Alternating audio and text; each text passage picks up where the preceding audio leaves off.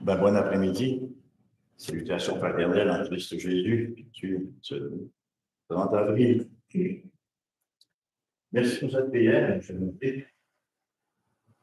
Moi, ce qui m'a plu, c'est la dernière phrase. Ta parole est passage et nous ouvre un chemin. C'est à peu de choses près le thème du message d'aujourd'hui, alors que nous en sommes à la 6e lettre du Seigneur Jésus-Christ aux églises d'Asie mineure. Hein? Alors, je vous invite donc à tourner avec moi la parole dans le livre d'Apocalypse, chapitre 3. Nous lirons les versets 7 à 13.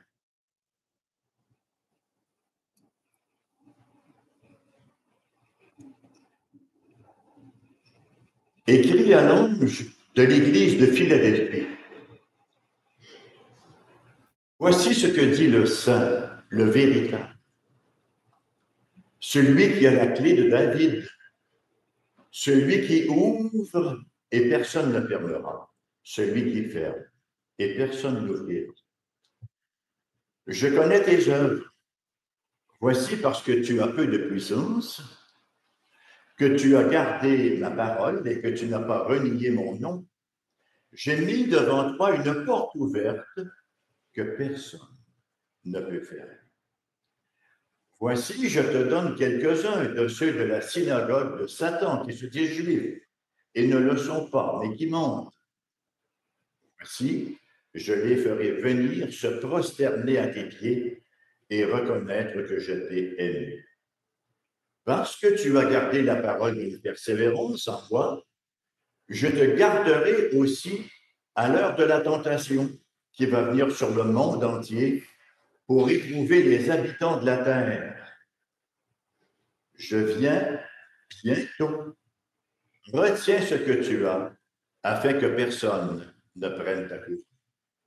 Celui qui vaincra, je ferai de lui une colonne dans le temple de mon Dieu, et il n'en sortira plus.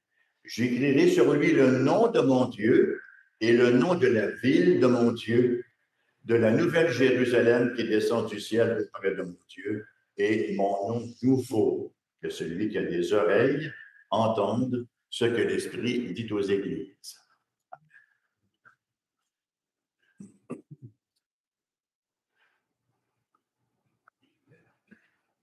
Est-ce qu'on pourrait baisser ça un peu? Ça me fatigue un peu. Je vais à la hauteur du nez et un accident s'est vite arrivé.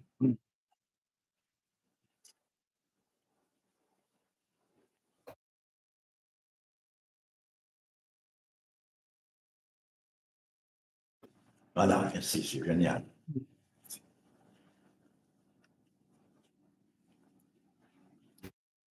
Bien aimé, si nous avions à visiter toutes les églises de tous les lieux, de toute l'histoire du monde, hein, est-ce qu'on en trouverait une où on dirait, voilà une église où il n'y a pas de problème, c'est l'église que je veux? Est-ce qu'on trouverait une seule église contre laquelle on n'aurait rien à dire? Pourquoi? À cause de moi, effectivement. Parce que toutes les églises sont faites de pécheurs. Et qu'on le veut ou non, dès qu'on entre dans une église, on entre dans un regroupement de pécheurs. La plupart étant sauvés par quelque chose, on veut bien, mais demeurent quand même des pécheurs. Les chrétiens sont des gens imparfaits. Nos rassemblements d'église sont des rassemblements de gens imparfaits. C'est la raison pour laquelle on pourrait être constamment en train de se critiquer les uns les autres, de se dire ceci, de se picocher là et de se picocher encore là, n'est-ce pas? Parce que nous sommes tous des gens en devenir. Et même s'il y avait quelqu'un de parfait dans l'Église, on trouverait encore à redire. Regardez ce qu'on a fait avec le Seigneur. Ce qui est remarquable dans les 7 lettres aux églises d'Asie mineure, c'est que 2 d'entre elles, et alléluia de leur terme, ne reçoivent aucun reproche. C'est pas merveilleux. Aucun reproche. 2 d'entre elles ne reçoivent aucun reproche, mais seulement des louanges et une consolation. Les églises, bien sûr, de Smyrne et celle qui nous occupe aujourd'hui, l'église de l'amour fraternel, l'église de Philadelphie. Est-ce ces églises parfaites, Smyrne et Philadelphie? On vient de répondre à la question, bien sûr que non. Cependant qu'une congrégation peut vivre dans la fidélité, dans l'obéissance, dans la diligence, il faut bien dire, humainement parlant, elle peut ainsi plaire au Seigneur. Avant d'aller plus loin, j'aimerais m'arrêter sur deux questions. La première, l'identité de celui qui s'adresse à cette église-là. Est-ce que c'était un archange? C'est un grand personnage, un archange. Hein? Non. Est-ce que c'était un homme? Non. Est-ce que c'était un rabbin? Non plus. Est-ce que c'était un apôtre? Non. L'apôtre n'a fourni que la plume. Hein? C'était le Christ lui-même. C'était celui qui est le saint, le véritable, celui qui a la clé de David. Et il ne condamne pourtant pas l'Église à laquelle il s'adresse. C'est le Christ lui-même, le saint. Que veut dire le mot saint? Il veut dire séparation. Christ est le séparé par excellence. C'est le Dieu tout autre. Le Dieu transcendant qui, dans son immanence, s'est incarné et est venu vers nous. Il est le véritable. Jean 14,6 nous dit, je suis le chemin, la vérité et la vie. Il est la vérité transcendante. Si on veut trouver une définition en quelques vertus que c'est plus simple, on va où? On va au Christ Jésus. Le reste, n'est-ce pas, hein, on tombe dans le tout à fait relatif. Il est donc la référence par excellence en termes de vérité. Et cette confiance en ce qu'il est, ce n'est pas juste une assurance abstraite, comme si Jésus là, était une espèce de petite divinité générique. C'est ce qui donne vie à l'expression infiniment riche qui suit, celui qui a la clé de David, celui qui ouvre et personne ne fermera, celui qui ferme et personne n'ouvrira. David, j'imagine qu'on est un peu tous conscients de ça jusqu'à un certain point, représente la fonction messianique par excellence dans la parole de Dieu, dans l'Écriture sainte. La personne qui détient la clé, c'est une personne qui est aux commandes. L'expression la clé de David, on la retrouve premièrement chez le prophète Ésaïe, en Ésaïe chapitre 22, et ça tombe bien sur le verset 22 aussi. Elle fait référence à Éliakim, qui était l'intendant du roi. Qu'est-ce que ça faisait un intendant? Ben, ça gérait un peu ceux qui s'approchaient du roi. C'est lui qui décidait, oui, tu as accès au roi ou non, tu n'as pas accès au roi. Et c'était effectivement le rôle d'Éliakim, l'intendant du roi d'Israël, qui, en raison de ses fonctions, contrôlait l'accès auprès du roi. Et c'est préfigurateur de Jésus, n'est-ce pas? Jésus qui est le détenteur de la clé de David, qui possède l'autorité souveraine quant à l'entrée dans son royaume messianique, et il est irrésistible. La Bible nous dit, il est celui qui ouvre et personne ne fermera, celui qui ferme et personne n'ouvrira. Il n'y a pas d'autre porte et il n'y a pas d'autre médiateur. Ce qui nous amène à nous poser la question importante. En qui ou en quoi est-ce que je mets ma confiance? Est-ce que j'ai un choix multiple ici? On est dans le siècle des choix multiples. On n'a plus, même dans les universités, souvent maintenant, les questions de développement sont un peu plus rares. Hein. On a également une période, une section de choix multiples. En quoi ou en qui est-ce que je mets ma confiance? Sur qui ou sur quoi est-ce que j'érige ma vie? C'est une question d'investissement éternel de mon âme qui est en cause. Venez à Jésus, posez-lui vos questions, toutes vos questions, et qu'est-ce qu'il va faire? Il va vous répondre dans la vérité. Il est la vérité. Confiez-lui votre vie, où est-ce qu'il va vous conduire? Dans la sainteté. Il est le saint. Et il va vous faire entrer par la porte dont lui seul possède, bien sûr, la clé. La première question, donc, touchait l'identité de celui qui s'adresse à l'Église. La seconde porte sur la position de l'Église à laquelle il s'adresse.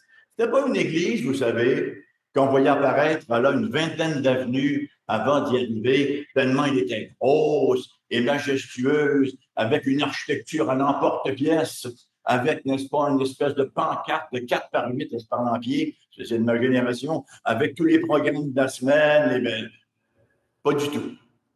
Hein, c'était une église, et je n'ai rien contre les grosses églises avec des belles architectures, c'est tout à fait correct, mais ce n'était pas du tout la situation de l'époque. Ce n'était pas une église non plus qui était d'une telle importance qu'elle avait les règles du gouvernement. Je ne peux pas dire que l'église de Philadelphie avait un fort lobbying auprès de l'empereur romain. Hein, c'était plutôt dans la catégorie du modeste. Alors, c'était le cas ici. C'était une toute petite église, sans importance. Une petite église comme les autres églises de l'époque, hein, qui, on n'était pas à l'époque des cathédrales, mais c'était des petites églises qui avaient commerce et qui se voulaient des stations de vérité pour notre Dieu. C'était pas une église, c'était comme le temple. Disons d'ailleurs en Matthieu chapitre 24, versets 1 et 2, comme Jésus s'en allait sortir du temple, ses disciples s'approchèrent pour lui en faire remarquer les constructions. Mais il leur dit, voyez-vous tout cela, je vous le dis en vérité, il ne restera pas ici pierre sur pierre qui ne soit renversée. Alors, c'était certainement pas la structure qui caractérisait l'église de Philadelphie. C'était plutôt une petite église. Et j'aime le mot modeste. On en parlait hier à l'Assemblée générale. Pasteur Jacques, dans sa prédication, nous parlait d'humilité. Une église, ça doit toujours être modeste. Ça veut dire quoi? Ça veut dire que c'est composé de gens modestes, de gens humbles. La modestie, hein, ça inclut également l'humilité. Et avec selon ce qu'on lit au verset 8, elle avait peu de puissance. Elle était composée d'une membriété frugale. Hein? Et elle opérait dans un milieu hostile. Bon, une église modeste, membriété frugale, qui opère dans un milieu hostile, est-ce qu'on ne connaît pas ici, entre autres, l'église réformée baptiste de la Trinité? Hein? On se reconnaît là, définitivement. Et le Seigneur lui fait 3 promesses qu'on peut certainement s'approprier pour nous. Premièrement, une porte ouverte. Une belle promesse, la promesse d'une porte ouverte. La deuxième, la garde dans la tribulation. Je vais te garder de la tribulation. Et la troisième, une bénédiction éternelle.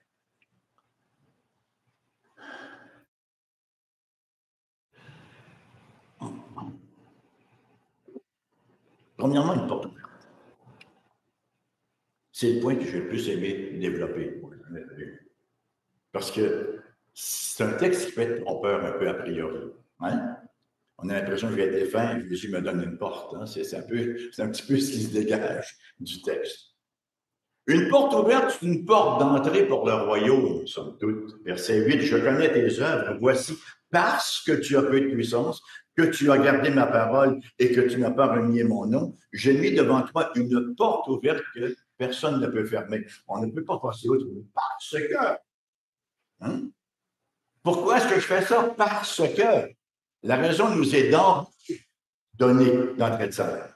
À première vue, donc, dans une lecture cursive, il nous semble dit que le Seigneur a donné à l'Église de Philadelphie une porte ouverte en raison de la fidélité de cette assemblée-là. Quelle est donc cette porte ouverte? On sait qu'ailleurs, dans le Nouveau Testament, une porte ouverte fait référence à quoi? À une opportunité de ministère, une opportunité d'évangélisation. Entre autres, en Actes 14, 27, après leur arrivée, ils convoquèrent l'Église et ils racontèrent tout ce que Dieu avait fait avec eux et comment il avait ouvert aux nations la porte de la.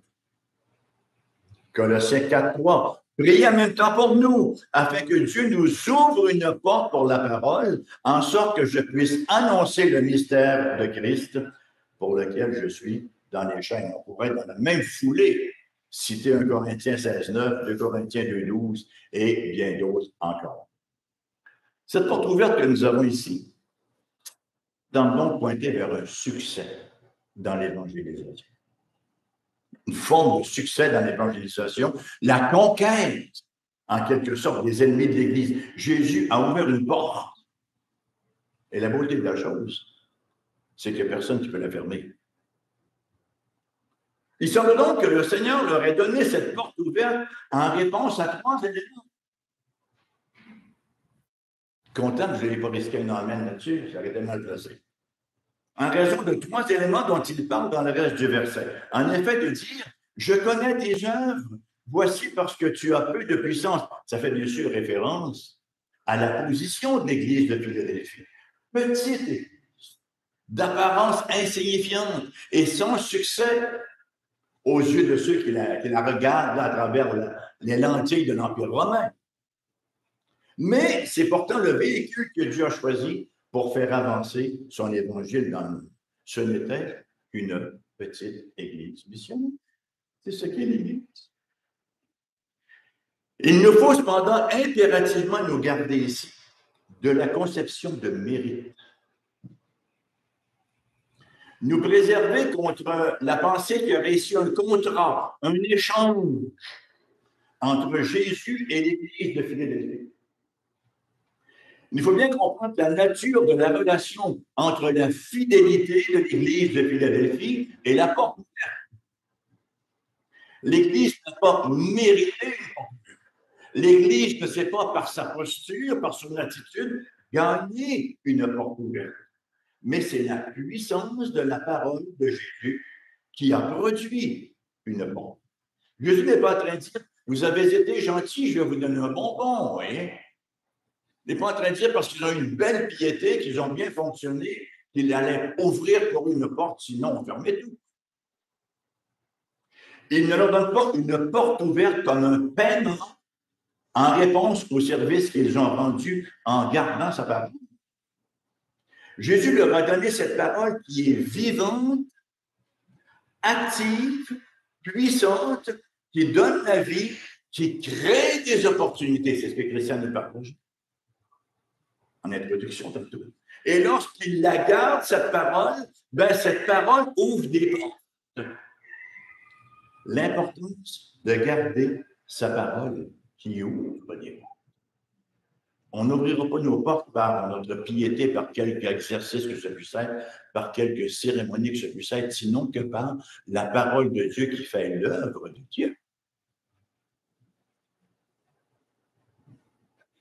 La parole de Jésus s'avère puissante, vous savez, dans notre vie personnelle. Jésus de nous affirmer en Jean chapitre 7, verset 37, « Si quelqu'un a soif, qu'il vienne à moi et qu'il boive. » Si nous obéissons à cette parole-là, et si nous allons à Jésus pour boire, notre vie va être transformée. Oui? La parole ouvre des portes pour l'évangélisation, des portes pour nos vies personnelles. Nous vivons par la parole de Dieu. Dieu a tout créé par sa parole et Dieu soutient par sa parole. La parole de Jésus démontre également la même puissance dans nos relations. Ce beau propos du sermon sur la montagne, Matthieu 5, verset 7. Heureux les miséricordieux. Miséricordieux, ceux qui ont un cœur pour la misère. Heureux les miséricordieux, car ils obtiendront miséricorde. Si nous gardons cette parole, si nous faisons montre de miséricorde dans nos relations, aurons la saveur de la miséricorde de Dieu, avec les conséquences qui vont s'en suivre. Il en va ainsi dans l'évangélisation où la parole de Jésus demeure une douce, mais une patiente puissance en face même des ennemis de l'Évangile. Luc 6, 28. Bénissez ceux qui vous maudissent, priez pour ceux qui vous maltraitent. Est-ce que c'est ce que nous faisons tous tout le temps? J'arrive parfois d'avoir des petits oublis. Hein? Bénissez ceux qui vous maudissent, priez pour ceux qui vous maltraitent. Si nous gardons cette attitude, nous aurons la puissance, nous plaçons dans une position, dans une posture d'ouverture de porte pour Jésus. Si on maudit ceux qui nous maudissent, on vient de fermer la porte. On les passe aux barricades, il n'y a plus de porte.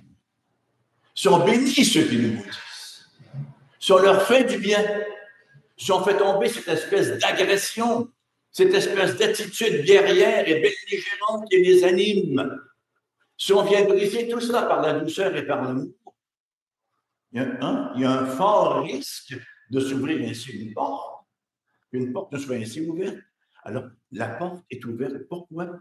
Par la garde de la parole. C'est la parole qui ouvre cette porte-là. Et nous avons une très belle illustration de cela au verset 9. Voici, je te donne quelques-uns de ceux de la synagogue de Satan qui se disent juifs et ne le sont pas, mais qui mentent. Voici, je les ferai venir se prosterner à tes pieds et reconnaître que je t'ai aimé. J'en amènerai quelques-uns à abdiquer devant toi et à concéder. Alors, non seulement avons-nous la prédication, mais il y a une très belle mise en application qui est faite ici. Car c'est toute une mentalité à développer. C'est toute une philosophie de vie qui va vraiment à l'encontre de celle du monde. On n'est pas en train de rechercher que justice nous soit faite. On n'est pas en train de courir après la reconnaissance.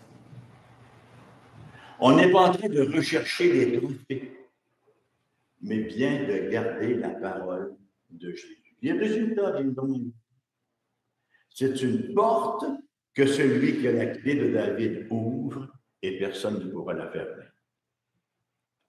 Il arrive souvent,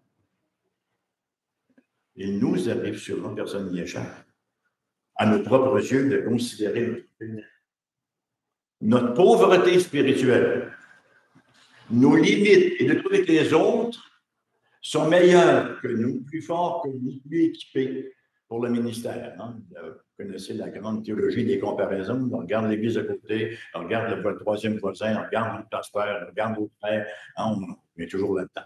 Alors, il nous arrive souvent de ressentir effectivement notre insuffisance, notre faiblesse, notre insignifiance.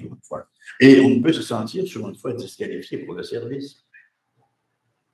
C'était vraisemblablement le sentiment de l'église de Philadelphie, petite et sans puissance, mais que Jésus avait appelé à son service et il avait ouvert une porte.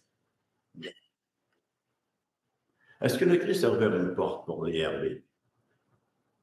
C'est assez évident, il nous a donné sa parole. Est-ce qu'il nous a ouvert une porte dans la métropole? Est-ce qu'il a ouvert une porte dans le voisinage? Est-ce qu'il a ouvert une porte auprès de nos parents, auprès de nos amis, auprès de nos collègues pour l'avancement de son règne? Si nous gardons sa parole et ne renions pas son nom, si nous gardons sa parole et ne renions pas son nom, il ne s'agit pas de courir partout le ventre à terre avec des pancartes et des dépliants qui volent partout. Remplis de sa parole. Les occasions se présentent toujours où on a l'occasion. Ça sort de souvent, hein? Sans que ce soit immédiatement de la prédication par excellence qui va amener la population tout entière à l'évangile. Il sort quelque chose en fonction du Christ Jésus. Et c'est cette parole qu'il nous a donnée qui fait cette œuvre-là.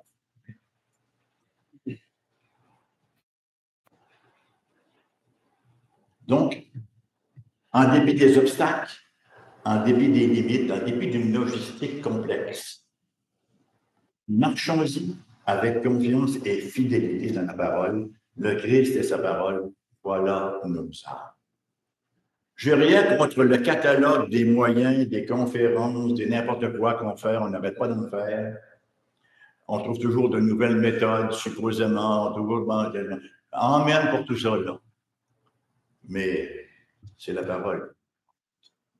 C'est la parole de Dieu prêchée, présentée, vécue d'abord, reçue d'abord, vécue et présentée qui fait. Hein? L'évangélisation ne consiste pas. On est. Non, je ne le dirai pas, parce qu'on vient d'enregistrer. Ça, c'est embêtant d'enregistrer. On ne peut pas dire la vérité toujours, parce qu'il est enregistré. Elle pourrait être mal perçue. Un jour, nous allons parler plus sérieusement de l'évangélisation en famille. Okay?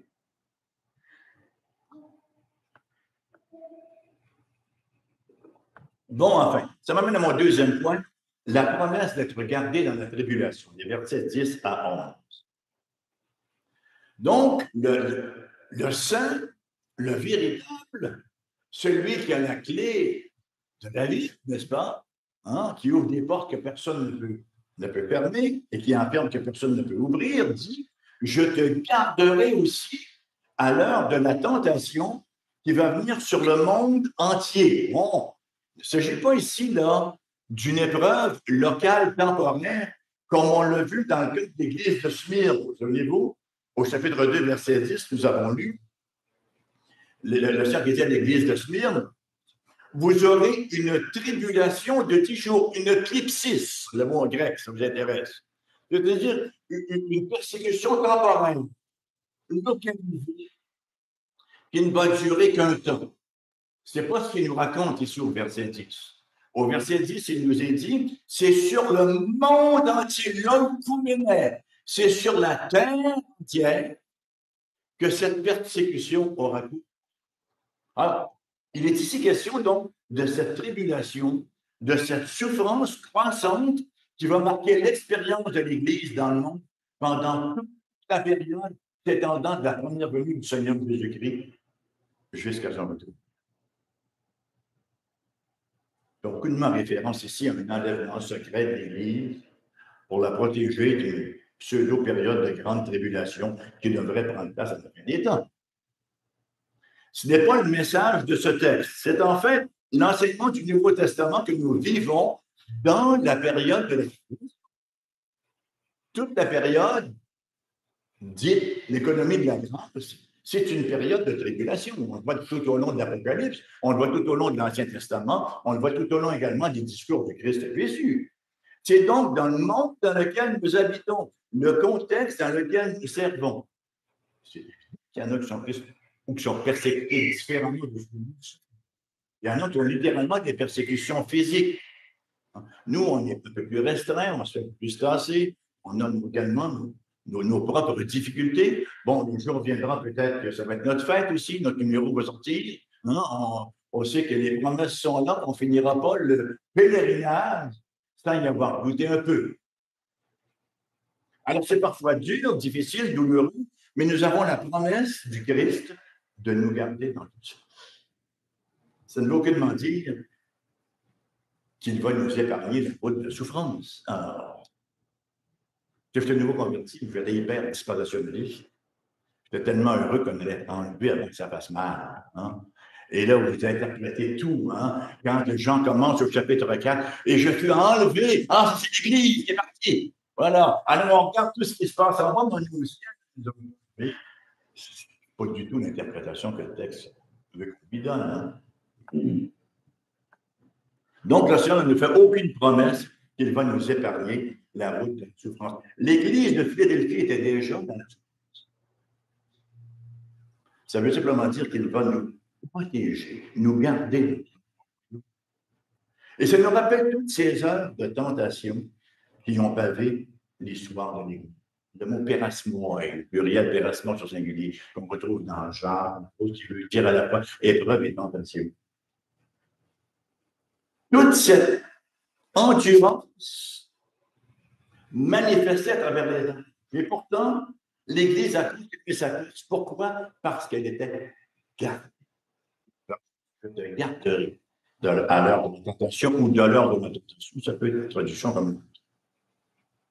On n'a qu'à penser à la galerie de la foi d'Hébreux 11, où nous retrouvons Abel, Enoch, Noé, Abraham, Sarah, Isaac, Jacob, Joseph, Moïse, Rahab et le reste de la famille. On va un peu plus loin, on trouve Étienne, dans le Nouveau Testament, entre autres. Encore un petit peu plus loin, on trouve Micah. Et on a tout au long de l'histoire de l'Église. Et Hébreux 11:10 nous dit, entre autres, d'Abraham, car il attendait une cité qui a de solides fondements, celle dont Dieu est l'architecte et le constructeur. Nous vivons dans une attente. C'est ça notre rôle de pèlerin. On n'est pas en train de chercher où on va s'installer dans ce royaume-ci. On attend le royaume éternel, qui va nous servir. Vous savez la différence entre paroisse et royaume éternel? Enfin, c'est deux mots qui se ressemblent. Le mot paroisse, en grec, c'est para-oikos. Qui veut oikos, c'est maison, para, c'est temporaire. C'est une demeure temporaire. Nos paroisses, nos églises, le fait qu'on demeure sur cette terre, nous habitons dans une demeure temporaire. Mais le Seigneur nous dit dans Pierre que lorsqu'il va venir, là, il va nous introduire dans un kata-oikos, produit par un royaume éternel. On se dirige vers l'éternité. Et c'est ça, je pense que c'est une très grande chose.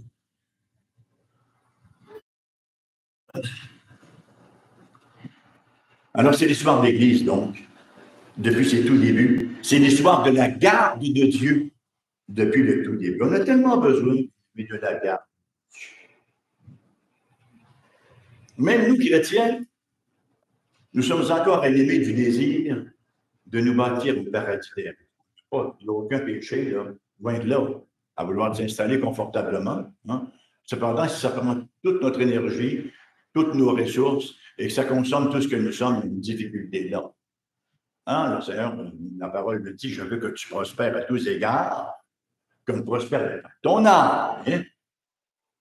Maintenant, c'est sûr qu'on va voir un bon petit lieu où on habite, on voudrait que la famille soit une famille modèle, que les enfants viennent au monde sauver, c'est ça là-dessus. Malgré quand on les reçoit, ça sont tous des petits enfants. Regarde mon petit ange, mon petit archange, ils sont tous mignons. Ouais. On n'est pas le bienvenu longtemps sans terre non plus. Nous autres aussi, il faut en parler. Je vais rendre témoignage que ce n'est pas trop long que les épreuves commencent aussi. L'éducation des enfants, les premiers mauvais coups que nos enfants font, et que ça fait mal. On ne penserait jamais qu'ils feraient des mauvais coups. Quelqu'un disait à un moment donné, quelqu'un qui était conducteur d'autobus scolaire, disait « Les parents ne croiraient jamais ce que leurs enfants font et racontent dans l'autobus. Parce qu'à la maison, ils sont gentils, en général, il y a un cadre. Mais ça, c'est autre chose. » Donc, l'éducation des enfants, le travail qu'on aime, les gens autour, la prospérité, la popularité, on voudrait tout cela. Nos rêves terrestres sont à tout le moins iconoclastes. Bien sûr que Dieu pourvoit tous nos besoins, mais notre plus grand besoin, c'est de ne pas faire défection au royaume céleste de notre Dieu. Et nous avons cette assurance-là. Cette assurance qu'il va nous donner de traverser des grandes difficultés. Pourquoi? Parce que nous sommes emballés, nous sommes enveloppés dans sa grâce puissante, puisque personne ne pourra nous ravir de sa main. Et il ajoute cette belle exhortation, cette belle promesse au verset 11, « Je viens bientôt, retiens ce que tu as, afin que personne ne prenne ta couronne. » On ne s'arrêtera pas sur le bientôt, c'est un bientôt qui dure même depuis un certain temps, c'est un bientôt divin. Je viens bientôt, retiens ce que tu as, afin que personne ne prenne ta couronne, ça va ne durer qu'un temps. Ce que tu vis actuellement, ça fait partie du trajet. Right? Donnez-moi, chaque fois qu'on vient ici, écoutez, ça fait, je sais pas, 30 ans que je fais la 40, aller-retour, puis je l'ai fait pendant des mois.